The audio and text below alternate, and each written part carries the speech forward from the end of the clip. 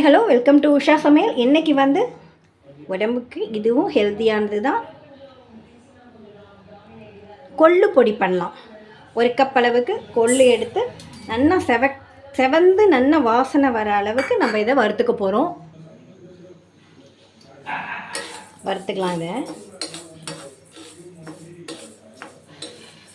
இந்த கொள்ளை வாங்கினதுமே நம்ம நல்லா வந்து அதை கல்லுலாம் அதில் குட்டி குட்டியாக இருந்ததுன்னா அதை வந்து எடுத்துடணும். அதாவது இதே கலரில் தானே கல்லும் இருக்கும், அதனால் நமக்கு தெரியாது. ஸோ நம்ம வந்து அதை என்னென்னா க்ளீன் பண்ணிவிட்டு முடிஞ்சால் வெயிலில் காய வச்சு எடுத்து வச்சுக்கிறது நல்லது. இதை நல்லா வாசனை வர வரைக்கும் நல்லா வறுத்துக்கலாம். இப்போ இந்த கொள்ளு வந்து எப்படி உடம்புக்கு நல்லது அப்படின்னா, இது எலும்புகளுக்கும் நல்லது, ஸ்ட்ராங்காகும். செகண்ட் வந்து ஊழச்சதை இருக்கும் இல்லையா, சில பேர் குண்டாக இருந்தாலுமே ஃபிட்டாக இருந்துட்டால் ப்ராப்ளம் இல்லை. ஆனால் ரொம்ப ஃபேட்டாக இருப்பாங்க, அவங்களோட நேச்சராக இருக்கும். அப்படி இருக்கிறவங்க வந்து உடம்பு எக்ஸசைஸ் எதுவுமே இல்லாமல் தொலைன்னு இருப்பாங்க. அதாவது சதைகள்லாம் வந்து அவங்கள மீறி அது வந்து அப்படியே தொங்க ஆரம்பிச்சிடும். தொட்டு பார்த்தா தெரியும், ஃபிட்டாக இருக்க மாட்டாங்க. அப்படி இருக்கும்போது அவங்க வந்து சின்ன வயசில் என்னென்னா இருந்திருப்பாங்க. ஆனால் ஏதோ ஒரு ரீசன், ஆப்ரேஷன், அதுக்கப்புறம் பல ப்ராப்ளம், குழந்தைக வளர்க்குறது, இதே மாதிரி ஜென்ஸும் அந்த மாதிரி நிறையா பேர் இருக்காங்க. அவங்களுக்கெல்லாம் வந்து அடுத்தவங்க கிண்டல் பண்ணுற அளவுக்கு ஒரு காரில் போகிறது முடியாது, பஸ்ஸில் ஏற முடியாது, அந்த மாதிரியெல்லாம் இருக்கும். சதை வந்து தனியாக தொங்கின்னு இருக்கும். அப்போ அக்வர்டாக இருக்கும் இல்லையா பார்க்குறதுக்கு. நமக்கே அப்படி இருக்கும், அடுத்தவங்களுக்கும் கிண்டல் கேலிக்கெல்லாம் ஆளாகிற மாதிரி இருக்கும். அந்த மாதிரி இருக்கிறவெல்லாம் இந்த கொள்ளை ரெகுலராக யூஸ் பண்ணும்போது அந்த எக்ஸஸான அந்த சதைகள்லாம் இருக்கு இல்லையா, அது வந்து குறைஞ்சி ஃபிட் ஆகிடும். பொதுவாகவே எக்ஸசைஸ் ரொம்ப முக்கியம். பாடியை நம்ம ஃபிட்டாக வச்சுக்கணும், அழகுக்காக இல்லை, நம்மளுடைய ஆரோக்கியத்துக்காக. அதனால இந்த கொள்ளு வந்து ஃபஸ்ட்டு யூஸ் என்னென்னா அதுக்கு தான். செகண்ட் பார்த்திங்கன்னா அந்த எலும்புகளை வலுவாக்கும். ஜலதோஷம் பிடிச்சதுன்னா இந்த கொள்ளை வந்து நம்ம யூஸ் பண்ணலாம். கொள்ளு ரசம், கொள்ளு சூப்பு அந்த மாதிரியெல்லாம் ரெடி பண்ணி சாப்பிடும்போது சரியாகும். மெயின் திங், குதிரைக்கு தான் கொடுப்பாங்கன்னு சொல்லிட்டு கொள்ளு வந்து அதிகம் யாரும் பயன்படுத்த மாட்டாங்க. ஆனால் குதிரைக்கு எதனால் கொடுக்குறாங்க நம்ம யோசிக்கிறோம். குதிரையெல்லாம் பார்த்திங்கன்னா அசிங்கமாகவே இருக்காது, அப்படியே ஃபிட்டாக ஜம்முன்னு ரொம்ப நாள் அது வந்து ஓடும். ரொம்ப நாள் அது ஓடுனா அது ஃபிட்டாக இருக்கு இல்லையா, அதுதான் ரீசன். இந்த கொள்ளில் வந்து அவ்வளோ பயன்கள் இருக்குது. அது சாப்பிட்றது நமக்கு அதுக்கு வந்து தெரியும், இது சாப்பிட்றதுனால நம்ம ஆரோக்கியமாக இருக்கும் அப்படின்னு சொல்லிட்டு தான் அதை வளர்க்குறவங்களும் தராங்க. நம்ம வந்து அதை வந்து கேலி பொருளாக பார்த்து, ஆனால் வந்து நான் அது மாதிரி இருக்கணும்னு ஆசைப்பட்றோம். பட் அதனால் ரெகுலராக நம்ம கொள்ளை யூஸ் பண்ணிக்கலாம். நீங்கள் வந்து ரெகுலராக பண்ண முடியல அப்படின்னா இந்த மாதிரி பொடி பண்ணி வச்சுட்டிங்கன்னா பயன்படும். குண்டாக இருக்கவங்க தான் சாப்பிடணுங்கிறது இல்லை. Prevention is better then cure. So நம்மளும் எடுத்துக்கலாம். இப்போ வறுக்க நல்ல வாசனை வருது.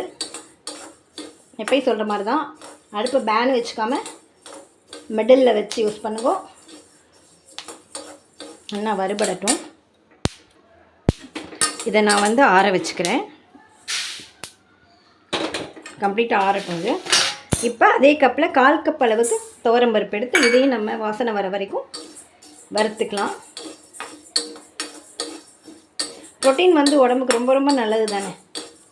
அதனால் இந்த மாதிரி பொடிகள்லாம் நம்ம ரெடி பண்ணி வச்சுட்டா சட்டுன்னு நம்ம சாப்பிட்றதுக்கு சௌரியமாக இருக்கும்.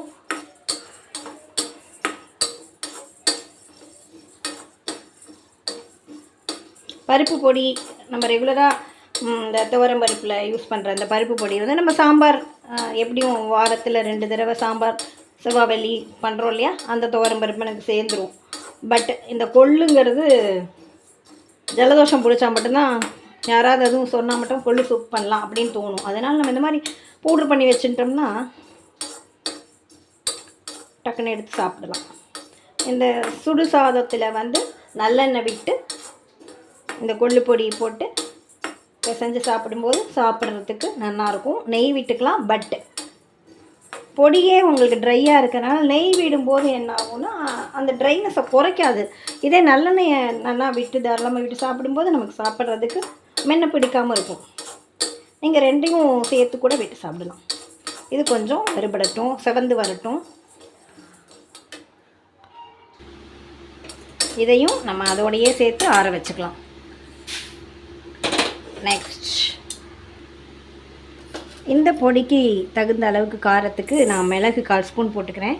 மிளகாயும் போட்டுக்கலாம், மிளகு காரமே நம்ம சேர்த்துக்கலாம். அதனால் நான் போட்டுருக்கேன். ஒரே ஒரு வரமிளகாயை பிச்சு போட்டுருக்கேன். கொஞ்சமாக சுக்கு ஆட் பண்ணிக்கிறேன். இதை வறுத்துக்கலாம்.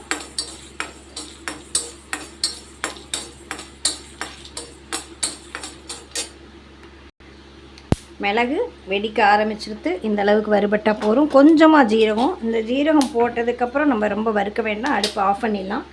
இந்த ஹீட்லேயே இது வறுபடட்டும்.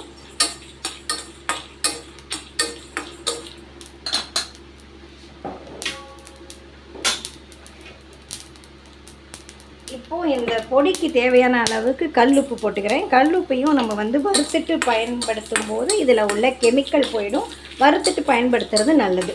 நீங்கள் கல்லுப்பு வாங்கி ட்ரை வானில் போட்டு கொஞ்சம் வறுத்து மிக்சியில் பவுடர் பண்ணி வச்சுக்கோங்க. உங்களுக்கு சால்ட் தூள் உப்பு தான் யூஸ் பண்ண தெரியும் அப்படின்னா இந்த மாதிரி நீங்கள் வறுத்துட்டு பொடி பண்ணி வச்சுக்கோங்க. இதில் உள்ள கெமிக்கல் ரிலீஸ் ஆகிடும். உடம்புக்கு நன்மையை மட்டும் கொடுக்கக்கூடியது நம்மளோட இருக்கும். நமக்கு எப்பயும் தேவையில்லாத விஷயங்களை வெளியில் தள்ளிடலாம், வேண்டியதில்லை. அது மாதிரி தான் ஃபுட்டுலேயும். இது உள்ளே போய் கடமுடா பண்ணுறதுக்கு முன்னாடி நம்ம சேஃப்டியாக பார்த்து நம்ம உடம்புக்குள்ளே நல்லதை மட்டும் அனுப்பினா தான் நம்ம உடம்பு நமக்கு நல்லது செய்யும், நம்மளை பாதுகாத்துக்கும். ஆக்சுவலாக உடம்பு என்ன பண்ணும் அப்படின்னா, நம்மளை விட அது ரொம்ப புத்திசாலி. அது என்ன பண்ணுன்னா, எது நமக்கு தேவையில்லைங்கிறது அது உணர்த்தும். நம்ம அதை மீறி நம்ம உள்ளே தள்ளும்போது தான் அது எதிர்வினையை கொடுக்கும்.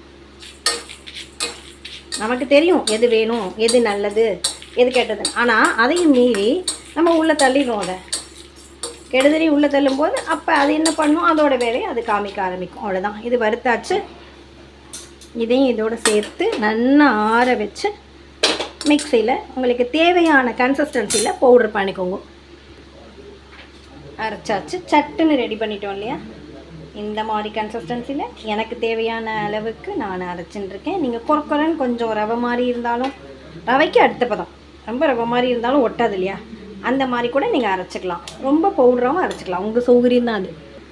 சில பேர் இதோட பூண்டு கூட வறுத்து சேர்த்து அரைச்சிக்கிறாங்க. அது உங்களுடைய சௌகரியம்தான். உங்களுக்கு பிடிச்சிருந்தா அந்த மாதிரி பண்ணிக்கோங்க. ஆனால் கண்டிப்பாக இதை ரெடி பண்ணி சாப்பிடுங்க. தேங்க்யூ வாட்சிங். Thank you friends.